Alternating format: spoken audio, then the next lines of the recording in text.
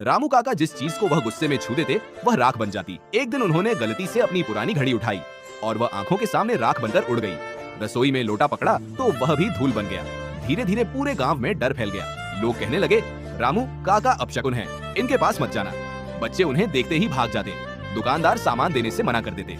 यहाँ तक कि उनके अपने बेटे ने भी कह दिया, बाबा आप जहाँ जाते हो वहाँ मुसीबत आ जाती है। यह सुनकर रामू काका का दिल टूट गया। वह रात में चुपचाप गांव छोड़कर जंगल की तरफ निकल गए। कई घंटों तक चलते रहने के बाद वह एक नदी किनारे बैठकर रोने लगे। तभी पीछे से एक धीमी आवाज आई, जिस ताकत से लोग डरते हैं वही ताकत किसी की जिंदगी भी बदल सकती है। रामू काका ने पीछे देखा। सफेद दाढ़ी वाला एक साधु खड़ा मुस्कुरा रहा था। साधु बोले, तुम्हारे हाथ चीजों को नष्ट नहीं करते, तुम्हारा गुस्सा उन्हें खत्म करता है। अगर दिल में दया होगी तो यही हाथ चमत्कार करेंगे। इतना कहकर साधु ने उनकी हथेली पर हाथ रखा और अचानक गायब हो गए। रामू काका कुछ समझ पाते उससे पहले उन्हें पास में एक घायल चिड़िया दिखाई दी।